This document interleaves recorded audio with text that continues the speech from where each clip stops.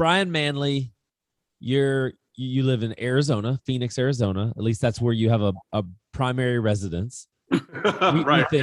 We think. You're traveling a whole bunch, and it's because you have set up a business that runs at least mostly without you. And that's the goal, right? That's the goal. We get into real estate thinking that that's what we're going to do. However, most people are not able to achieve that. Would you agree with that? 100%. 100%. I think most people, what they end up doing is building a cage for themselves. And a lot of times, of course, people build a cage that pays them less than the job they had. But you can absolutely, if you're not mindful of it, build a cage. And it's real easy to do it. It's real easy to do that, man. And I'll tell you, about 3 years ago, we had a hard pivot. When I started out, it was just flipping.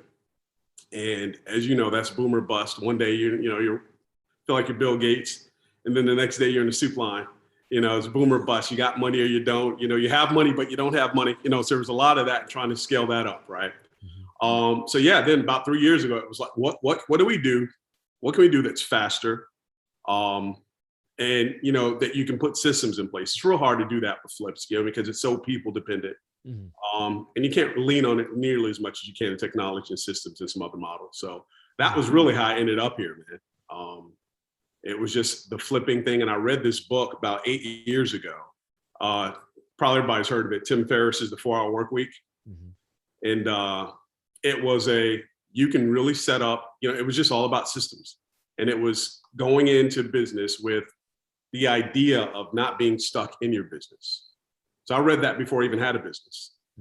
And so that's what I want to do. I just didn't know how. But I think a lot of people are kind of trapped in that.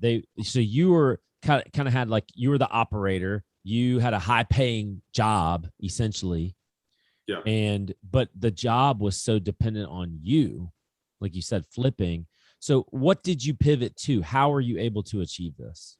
Yeah, so I'll tell you, man, a lot of the frustrations that early on, it was dependent on me. And it was also, so we've got a partner who's more better suited for the construction side of things. I'm a high level guy. I got a background. My early sales is in pharmaceutical sales. Then I went to capital equipment, C-suite sales. So I've always dealt with decision makers, right? So the real brain break for me was working with contractors and guys from who are all over the range, however you look at it, how you stratify people. They're all over the place. Yeah. So what we started to do, man, I'll tell you, the first deal we ever bought, we didn't realize it came from a wholesaler.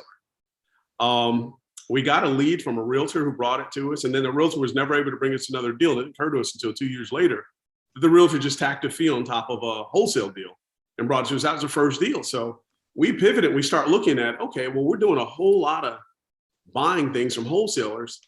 There were deals, as you know, and Phoenix is super competitive, right? Everywhere is now, but Phoenix is, as long as I can remember, has been really, really competitive. So we were passing on deals that would have made sense had they not had an assignment attached to them. And it was really just out of survival. We said, okay, look, one of us needs to get licensed so we can not pay a fee on the back end of selling. And then let's learn how to find deals ourselves so that a lot of these that we have to pass on because we're buying them from somebody, that we can start taking them down. So we went to a model that's mostly wholesale. Probably about 70% of the business is wholesaling. And the funny thing is, the first wholesale was virtual. And we didn't even know that was a thing. Like, I didn't know that it had a name. But that was the pivot, man. Just virtual in the sense that you didn't meet with a seller. You didn't, you got a contract signed through electronically somehow. And you just sent everything to a title company or a closing attorney. Yeah. That's what you mean by virtual. Yeah. By virtual, I mean, I don't know who the buyer is. I never met the buyer. I never met the seller. I never saw the house. I never met the title people. All of it happened away. So it's a funny story that this lead comes in, and it's a lady who's asking if we buy certain types of houses people. And I'm being honest and going, oh, no. And she goes, well, no, you came and sat down here. And she was insistent. And finally, well, shut up, dummy. You do the same thing. I said, well, yeah, we could buy her house. So we start talking to this lady. She was in Lake Havasu City, Arizona, which is about 4 hours from Phoenix. And I knew I wouldn't run any marketing up there. But this lead came in. I don't know how it came in. Maybe it was organic. I don't know. But we take, do this intake, get this house under contract, start looking at the numbers a little bit more closely. And the first thought was to flip this thing. How are we going to flip a house from 4 hours away? Didn't seem like a real good idea. So at that point, we had recently been in a mastermind. We'd start talking about wholesaling, kind of some of the ins and outs of it. I didn't know anybody who was doing it this way, but I just thought, if there's a deal to be had there, I'm gonna figure it out. And that's really what it was. It was, how do I close this deal without driving 4 hours? And so I didn't know there was a template. It was really just figure it out because this is a good deal. And then after that deal closed, so the first one was a $25,000 deal. And I said, okay, I was in Puerto Rico. We can close it. And I said, okay, wait. So if I can close this thing that's a 4-hour drive away, I'm probably closing when it's a 4-hour flight away. And that's really that started everything. It was an accident. It was legitimately an accident. And when was this? What year was this? This is, I think, 2017. 2017, you started doing that. Yeah, 17 or 18. It's 2017. I'm bad with time, dude. Don't make me laugh. That's fine. Before then, though, you were flipping houses. Yeah, just flipping houses. Just trying to. Yeah, just the traditional. Yeah, get it, buy it, rehab it. Take months and months and months. So let's fast forward from 2017, 2018. Let's fast forward today. What does your business look like today from a people standpoint? You just mentioned a second ago that house flipping is so people dependent. Yeah. Well, kind of everything. I mean, it seems to me like, or you just said that it's more, your business today is more tech and systems. From a people standpoint, yeah. What does your business look like? Yeah. So let me clarify on that, because you're 100% right. I think the difference is you've got a little bit more control. You can be a little bit more selective when the people are in house. But yeah, you're absolutely right. Right. It's more people dependent. Everything is right. But what you're able to do with technology when it's in house in this model is one person can do the work of 2 or 3 people. With all the technology that's come, that's become popular in the past couple of years. Whereas flipping, your GC half the time can't get his subs to come. There's labor shortages. There's things like that. I mean, you know how that goes. So right now, what we look like is there's 4 U.S. based. There's myself, who kind of runs a visionary. I steer the ship. I say my job is to look for opportunities and threats. Got a partner. She's more operational side. So you'd say the integrator, implementer. We've got 1 sales guy right now. We let a guy go. We're getting ready to hire 2 more. We've got 3 lead managers. And then 4 other, we've got 2 lead gen agents, an executive assistant. And that's it. That's what we look like right now. Do you mind if we break this down a little bit? Yeah. So you kind of had the epiphany. You did it. You did a deal. You made 25 grand. You had the epiphany to this could be something. This could be an actual business. This could be what we're looking for here. Yeah. So what was your first hire? What was you made 25,000. You probably are already doing some successful house flips. What's the first thing, or what did you already have in place that you could take with you to kind of this new pivot, or what was your first hire? Nothing. There was nothing to take other than the knowledge of knowing how to flip. Okay. So I felt really, really comfortable jumping in, because the one thing I felt like the advantage I would have is, most wholesalers never flipped a house.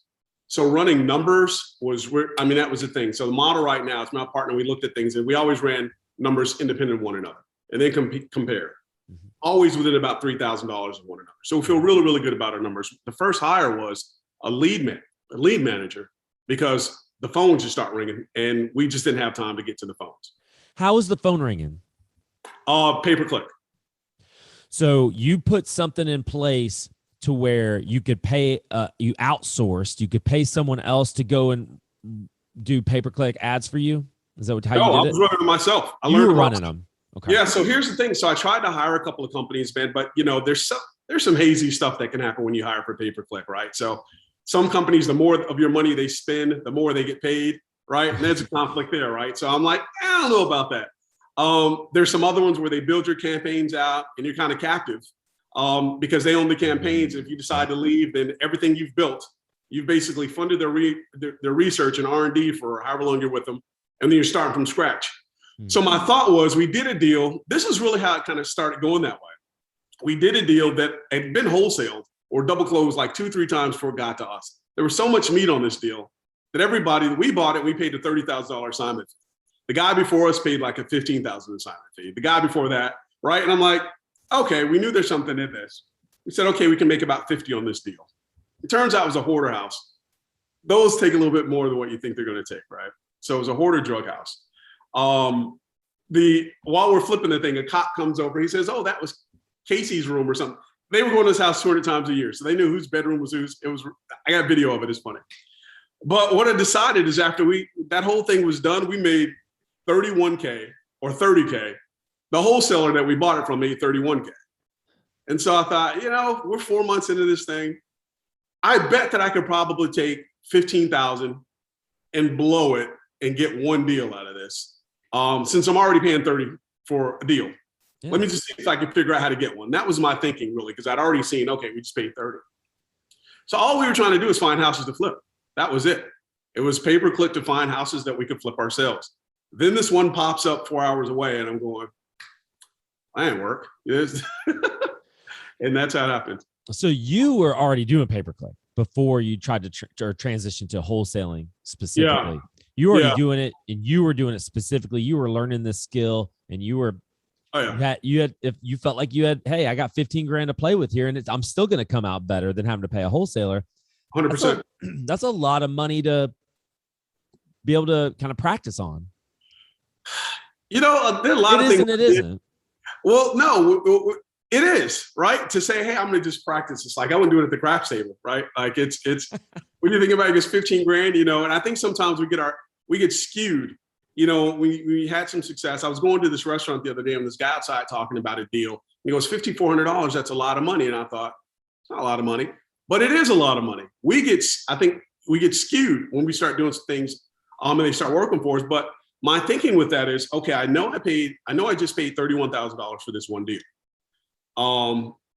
If this doesn't work, maybe I take some of that's left and I pay somebody another assignment fee. But it was when I start doing the math and just looking at it, I'm already paying way more than that for deals. Mm-hmm. And it was just normal in Phoenix. Yeah. And so I said, okay, well, let me just go out here. The reason I started doing it myself is I just didn't speak the language, right?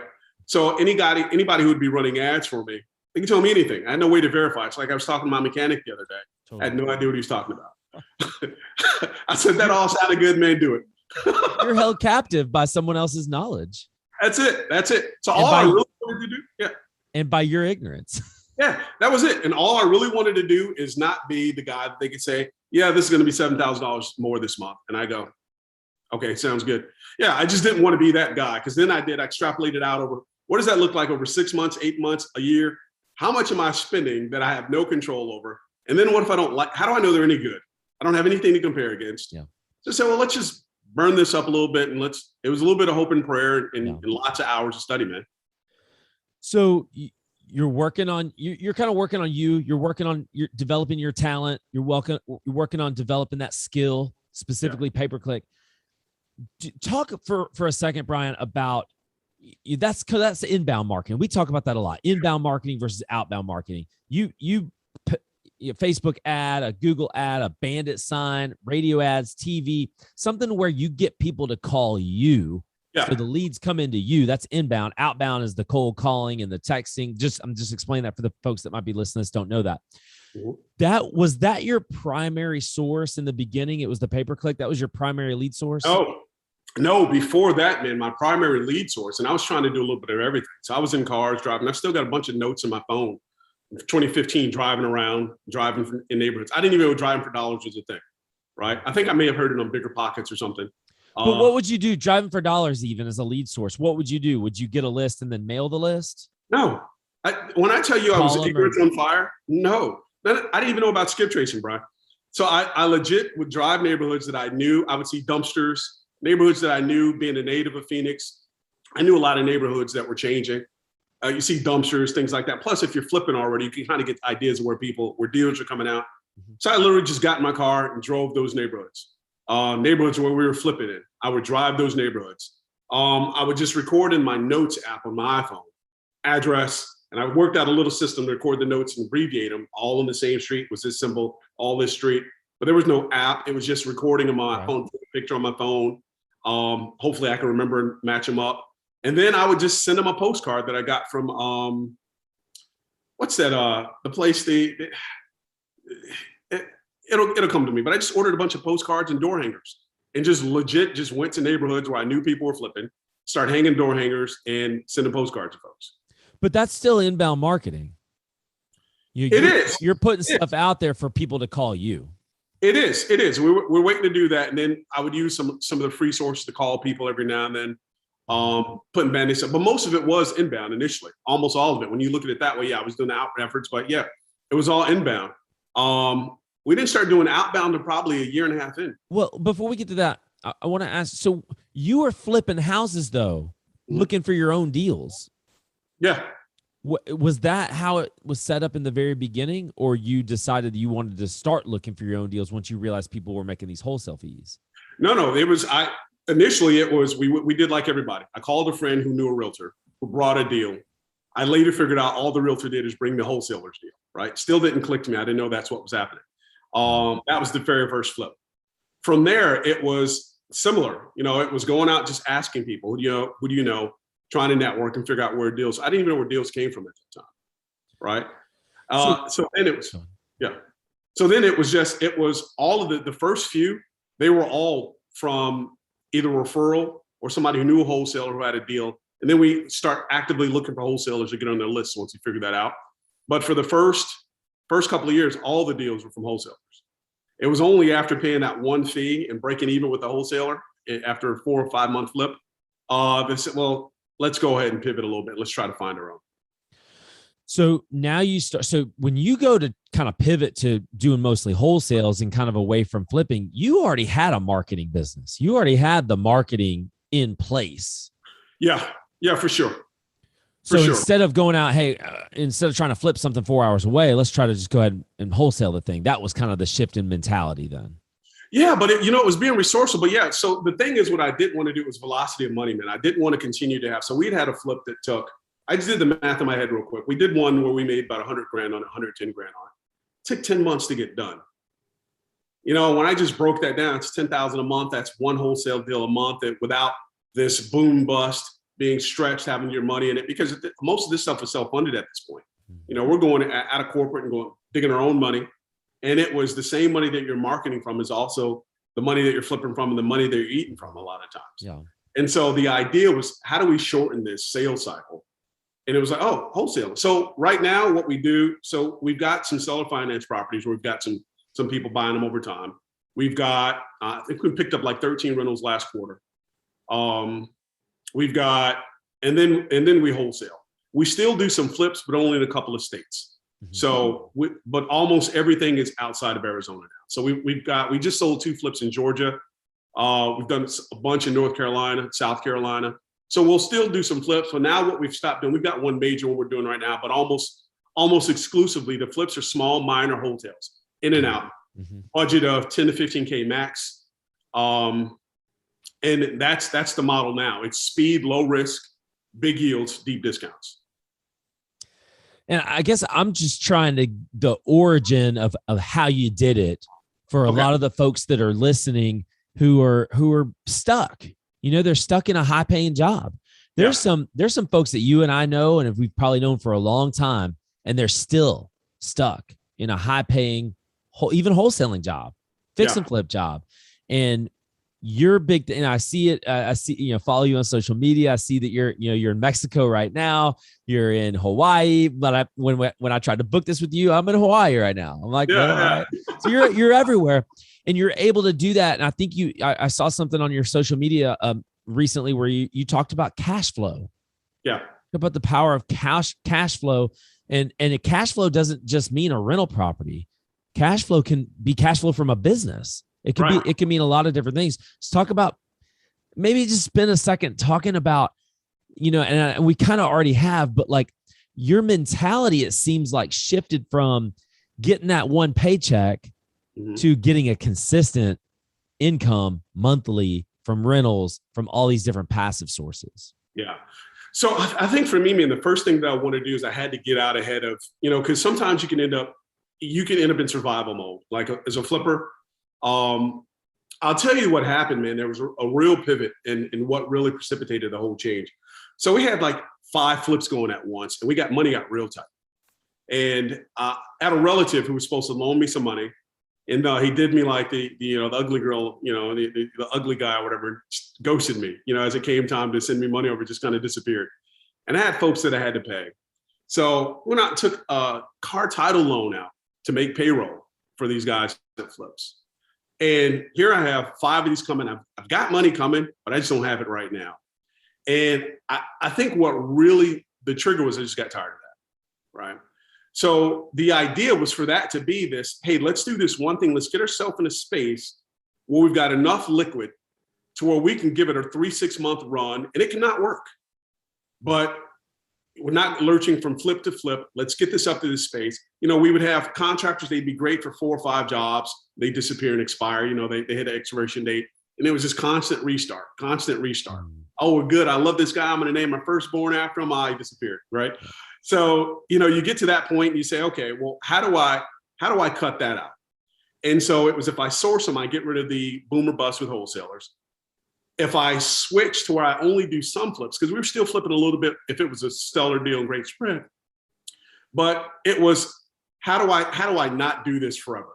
Because the start, stop, how do I not do this forever and give it what I already know how to do? Mm-hmm. And I'm like, there are plenty of guys like me who need people to bring deals to them. Mm-hmm. Why not just supply guys like me? And that was really the thinking. Yeah. And it wasn't going to come obviously from flipping unless you build a huge operation with overhead, all this overhead. Supply chains, even back then, there were weird things happening with aluminum and windows, and we were getting stuck. And it was just so dependent of so many moving parts. And we wanted to reduce the number of moving parts we were dependent on. Yeah. And Brian, just talking specifically about wholesaling, though, it really, it's not a real estate. Real estate just happens to be the thing that you're moving. It's really not a real estate business. It's a sales and marketing business. Yeah. So from a marketing standpoint, let's kind of talk in those terms. Yeah. It seems as if you're in multiple states, you're doing multiple deals per month. It seems as if, you correct me if I'm wrong, your marketing budget can get really high and really out of control. Yeah, it can. Which can be really scary for some folks. Yeah. But then I'll tell you, it's progression, right? My first marketing deal, the first marketing campaign was like $400. I sent 250 postcards. And I was nervous about doing that, because in my head, I'm spending money. It wasn't I'm investing in, I didn't have anything to compare it against. 400, that seems like a good number. Mailed them out, got a deal. And I thought, this is easy. I'll do this again. The next few weren't like that, right? They were bigger spends. And so now, marketing budget now. I think what helps me be okay with it is I track the yield from what I spend. Yeah. So as I'm watching every day, Amex, literally every day, I've tracked the numbers closely enough to know, okay, each one of those dollars is 4 or 5 back. Okay. Each one of those dollars is 6 back. So that's really what helped me be okay with that. Because some days, the first time I went over $10,000 in a month marketing, I mean, I'm lying. The first time I went over $3,000, I was like, this is a lot of money, right?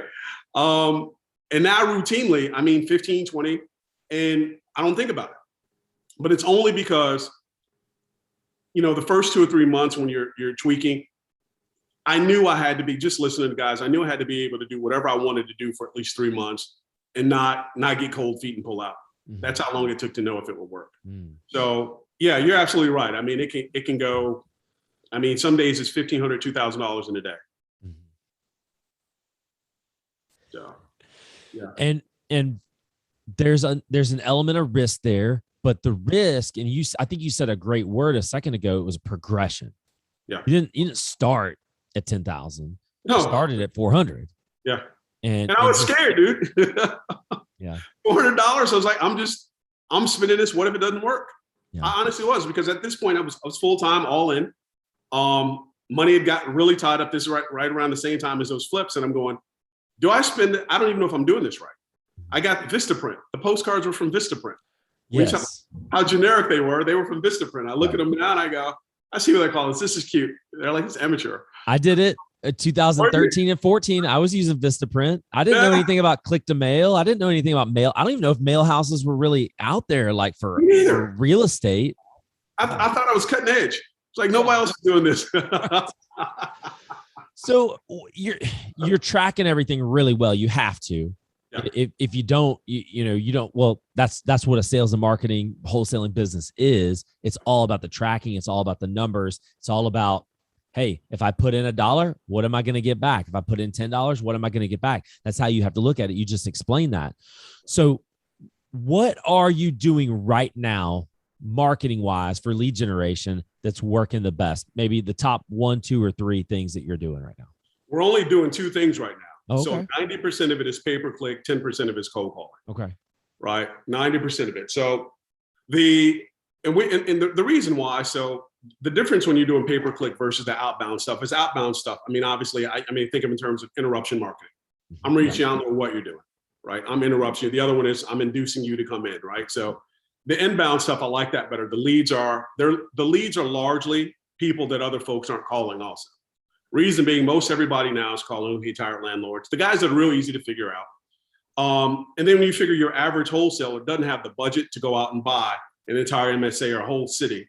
So they're going, okay, what's a smaller list? They're going after landlords. The only alternative to that, if you're calling people, is you got to have the budget to go out and say, all right, I'm buying 75,000 records for this city, and I'm dialing all of them. Most people can't do that, right? But what I can do is get in front of them if they decide this is what I want to do, and they're actively they're in process of looking to sell, and then they opt in. And so a lot of that's why the pay-per-click, because there are these leads we never know. We wouldn't be able to go from city to city to city, buying the entire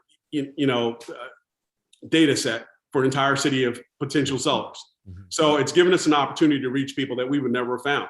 Or if we were going to find them, the cycle between calling through a list of 75,000 people, it's a long time before you get through all that, unless you have a whole lot of callers. And again, that's overhead. So it's 90% pay-per-click right now, and then the 10% is what my lead gen agents are doing calling. I think you said something really interesting. First of all, most wholesalers out there, it's a hobby. Yeah. It's a hobby, and they're trying to get lucky is really what it is.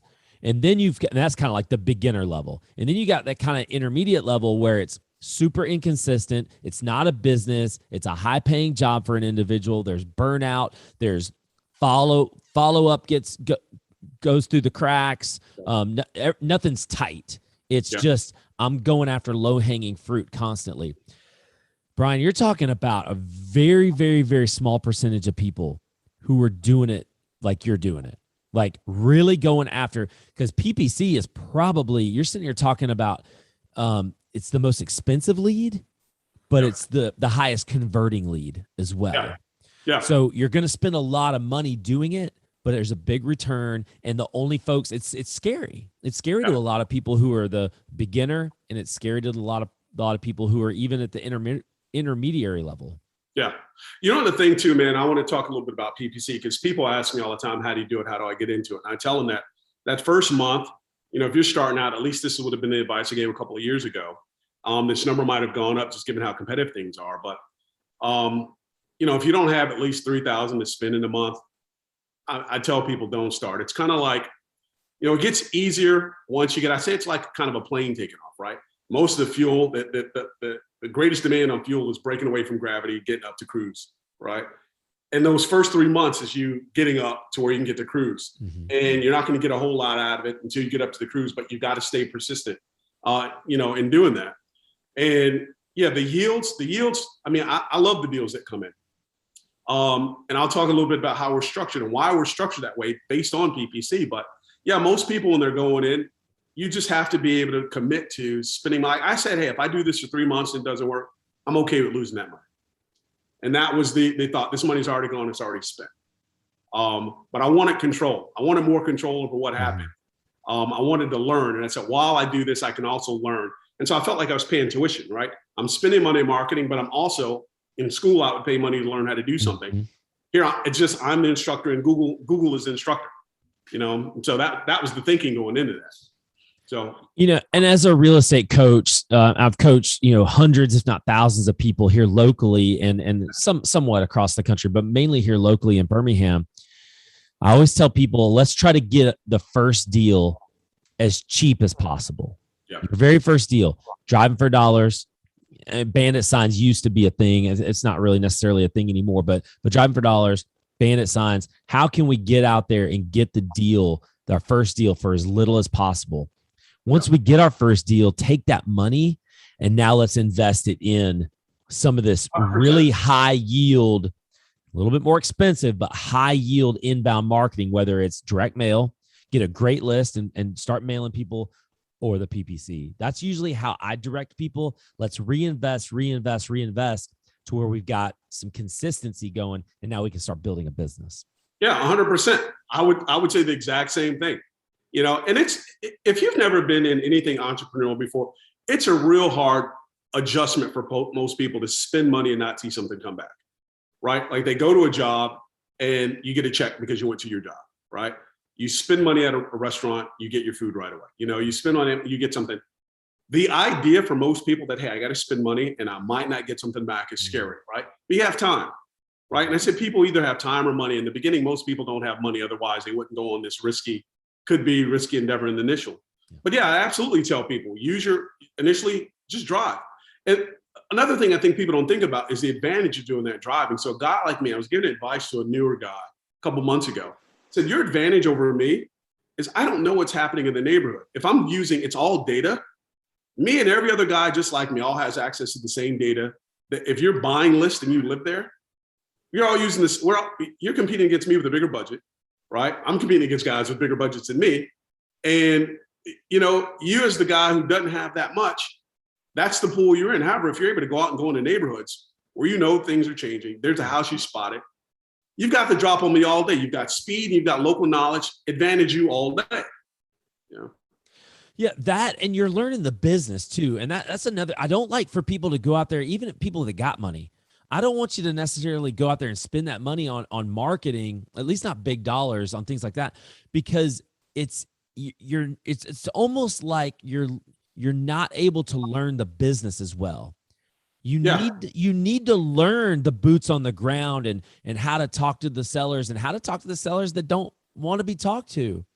You have to kind of get punched in the face a little bit. I mean, that's what being an entrepreneur is all about. Yeah. And I just don't, I've never really liked to just hand people stuff on a silver platter because it doesn't serve them in the future. It doesn't serve them. And they're going to hit road bumps. Like it's funny, every single week, there's going to be something you run into every week, to the point now it happens and I laugh at it because okay, this is my thing for this week, but it doesn't stop. Right. And I think what you have to do is you develop that resilience early on when you learn what are some of the hiccups that can happen? What are some of the unexpected? You can never plan for everything. And early on, I think you're 100% right, because if you just get out and you think throwing money at a problem is the way to fix everything. Right. And early on, you absolutely need to know what you're doing. I wouldn't even have taken the steps that we took had I not already been boots on the ground, flipping locally. And that gave me the confidence to go, okay, the architecture in this city is similar. I feel confident doing the same thing here from what I know. Contractor wants me to give them money up front. I know better than that. We don't do that. There are a lot of things you pick up from getting out there early. And if you can get a coach like you and somebody who can help you avoid the mistakes, it's a no-brainer. My first deal going in without a coach cost like $50K. Didn't make $50K, cost like $50K. How much better served would I have been paying somebody just a portion of that and save myself? But hindsight, I learned, life's got tuition, No doubt about that. Brian, I appreciate you coming on the show, man. I wanted to try to give people some actionable stuff. That's typically what we try to do here. And I appreciate you doing that. I think everybody wants to get to that point to where they're running a business, which if you're running a business, a true business, that means it's running without you or mostly without you. And to see your success and see what you've been able to do and watch you on all these vacations and doing your thing, man, it's super encouraging. And hopefully people get inspired by it and they want to achieve it too. So thank you for coming on the show and sharing some of your journey with us. Hey, I appreciate you for having me, man. And, it's anything that I can do to help. I'm a text away, man. Just hit me up. And I appreciate you having me, man. How can people get in touch with you? How can people learn more about you? Do you have a website? Do you have a social media you can point people to? I do. I'm actually building a lot of that stuff right now. But right now, just reach me on Facebook. Just Brian Manley. Plain old basic, non-exciting name. That's awesome. I'm going to link it up in the description, in the show notes. Guys, we appreciate you joining us for another episode of the REI Live podcast. We love you, and we're going to see you next time. See ya.